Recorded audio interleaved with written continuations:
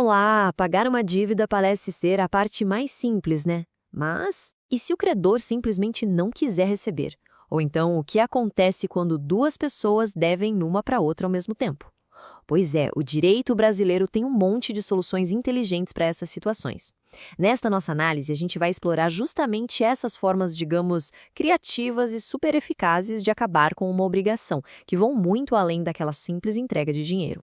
Olha, essas perguntas aparecem muito mais do que a gente imagina. Pensa só na frustração. Querer quitar uma dívida, acertar as contas e ser impedido por algum obstáculo. A boa notícia é que a lei não deixa o devedor nessa sinuca de bico. Ela tem mecanismos bem claros para garantir que ninguém fique preso numa obrigação para sempre, ainda mais contra a própria vontade. É exatamente aqui que entra o conceito principal da nossa conversa de hoje, os modos eventuais de adimplemento. Pensa neles como se fosse um kit de ferramentas da lei. Quando a ferramenta principal, que é o pagamento direto, não funciona, a lei nos dá outras opções. E o resultado prático é o mesmo, a dívida acaba. Mesmo não sendo um pagamento tradicional, o efeito de liberar o devedor é total. E para a gente explorar esse kit de ferramentas, nosso caminho vai ser este aqui. Primeiro, vamos ver quando o pagamento se complica. Depois, as soluções de depósito ou quando um terceiro entra na jogada. Vamos entender o que acontece quando as dívidas se encontram, como uma dívida pode ser trocada por outra e, no final, a gente fala sobre o perdão. É um roteiro bem lógico para a gente navegar pelo nosso Código Civil. Então vamos começar pelo problema mais fundamental de todos. O devedor quer fazer a parte dele, está com tudo pronto para pagar, mas por alguma razão que vem do lado do credor, ele simplesmente não consegue. E aí, o que se faz? Bom, a resposta para esse impasse está justamente aqui. A lei oferece duas saídas principais quando o caminho do pagamento direto está fechado. Uma delas envolve fazer um depósito oficial e a outra a ajuda de uma terceira pessoa. Vamos ver em detalhes como elas funcionam. A primeira ferramenta, e talvez a mais poderosa, é a consignação. A lógica por trás dela é bem simples. Se o credor não está colaborando, o devedor não pode ser punido por isso. Então, ele pode depositar o valor em juízo ou até mesmo no banco, de forma extrajudicial. Uma vez que esse depósito é feito direitinho, a lei considera que a dívida está paga. Isso protege o devedor de juros e de qualquer outra consequência da mora. E veja bem, a lei é super específica sobre quando a consignação é permitida. Não é por qualquer coisinha. A recusa sem motivo do credor é o caso mais clássico, claro. Mas a proteção vai além. Cobre situações em que o credor sumiu, está num lugar perigoso, ou até quando tem mais de uma pessoa brigando na justiça para ver quem tem o direito de receber aquele pagamento. A lei está aí para proteger o devedor que age de boa fé. E o mais legal é que o processo nem sempre precisa começar na justiça. Para dívidas em dinheiro, a lei criou um caminho extrajudicial que é bem ágil. O devedor deposita o valor num banco oficial e o banco avisa o credor. Se o credor não se manifestar como uma recusa formal por escrito, dentro do prazo, pronto, a obrigação está extinta. A gente só vai para a via judicial se o credor realmente se opuser de forma oficial. A segunda solução é a subrogação. Aqui, uma outra pessoa entra na história. Pensa assim. Um terceiro, que pode ser um fiador ou alguém que tem interesse naquele bem, por exemplo, vai lá e paga a dívida. Mas ele não está só fazendo um favor, não. Na prática, ele compra aquele crédito e se torna o novo credor, com exatamente os mesmos direitos que o credor original tinha.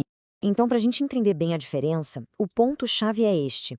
Na consignação, o foco é liberar o devedor. O dinheiro fica lá, disponível, mas o credor ainda não pegou. Já na subrogação, o credor original recebe o dinheiro na hora, fica satisfeito. Mas o devedor, bom, ele continua devendo, só que agora para outra pessoa. São resultados bem diferentes. Agora vamos para um outro cenário também muito comum. E quando acontece de duas pessoas serem ao mesmo tempo credora e devedora uma da outra? Não faria o menor sentido uma entregar dinheiro para outra e logo depois receber de volta, concorda? A lei, claro, tem uma solução bem elegante para isso. E essa solução elegante se chama compensação. É quase a matemática entrando no direito. Se eu devo 100 para alguém e essa pessoa me deve 70, não tem lógica fazer duas transferências. As dívidas simplesmente se encontram e se anulam até onde for possível. No final, sobra só uma dívida de R$ 30. É a otimização pura das relações. Só que, para essa mágica da lei acontecer de forma automática, alguns requisitos precisam ser cumpridos. As dívidas têm que ser entre as mesmas pessoas, do mesmo tipo, geralmente dinheiro por dinheiro. Os valores têm que estar bem definidos e, claro, as duas dívidas já têm que estar vencidas. Agora, vamos para uma das figuras jurídicas mais lógicas e que tem o nome mais curioso de todos: a confusão. O nome é perfeito. Ela acontece quando, por alguma reviravolta da vida, as qualidades de credor e devedor acabam se juntando na mesma pessoa. E como é impossível alguém ser credor de si mesmo, a obrigação, simplesmente some. O exemplo mais clássico para entender isso é a herança. Imagina que um filho devia dinheiro para a mãe dele. Se ela falece e ele é o único herdeiro, ele vai herdar todos os bens e direitos dela, inclusive o direito de cobrar aquela dívida, dele mesmo. O resultado é que a dívida deixa de existir. Ela se extingue por confusão. Seguindo em frente, agora vamos ver o que acontece quando as próprias partes, em comum acordo, decidem mudar o jeito de quitar a dívida. A obrigação original já não serve mais, e elas precisam achar uma nova solução juntas. Essa aqui é a dação em pagamento. Pensa assim, a dívida era em dinheiro, mas o devedor está sem grana. Ele oferece um carro no lugar. Se o credor aceitar, pronto, a dívida está paga. A palavra mais importante aqui é consentimento. O credor não é obrigado a aceitar nada diferente do que foi combinado. Mas, se ele topar, a obrigação morre ali mesmo. A novação já é um pouco diferente, presta atenção. Aqui, a gente não paga a dívida antiga com outra coisa. Aqui, as partes criam uma dívida completamente nova para pagar a anterior. É uma substituição. A obrigação original morre para dar vida a uma nova. E para isso acontecer, a intenção de novar, de criar algo novo, tem que ser muito, muito clara. Para não ter erro, a diferença fundamental fica muito clara quando a gente compara as duas lado a lado. Na dação, a ideia é pagar a dívida que já existe, só que com um objeto diferente. A obrigação acaba, o devedor está livre. Na novação, não. A dívida antiga é extinta, sim, mas para dar lugar a uma nova dívida. O vínculo continua, ele só se transforma. E assim a gente chega na nossa última categoria. E se a solução para a dívida não for pagar, nem trocar, nem cancelar, mas simplesmente perdoar? Pois é, a lei também tem regras para esse ato de generosidade do credor. Essa é a remissão. É basicamente o perdão formal da dívida. Mas olha que detalhe fascinante da nossa lei.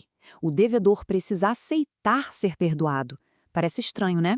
Mas o direito entende que até mesmo um perdão pode ter consequências. E por isso, a vontade do devedor tem que ser respeitada. E essa citação do jurista Carl Lawrence resume perfeitamente a filosofia por trás disso. A dignidade da pessoa do devedor é tão importante que ele tem o direito de dizer não obrigado, eu prefiro pagar. A liberação da dívida não pode ser uma coisa imposta. E com isso, a gente fecha o ciclo. Vimos que uma dívida pode acabar de muitas maneiras. Pode ser depositada, pode ser substituída por um novo credor ou por uma nova obrigação, pode ser cancelada por dívidas que se encontram, trocada por um bem diferente ou, simplesmente, perdoada. Um verdadeiro kit de ferramentas completo. Isso tudo nos leva a uma reflexão final. Conhecer todas essas alternativas não é só um conhecimento teórico, de livro, é uma ferramenta muito prática. Entender que existem várias saídas para os problemas nos permite criar acordos mais inteligentes e negociar soluções mais criativas quando as coisas apertam. Porque, no fim das contas, o objetivo de toda obrigação é que ela termine. E, como a gente viu, a lei nos dá vários caminhos para chegar lá.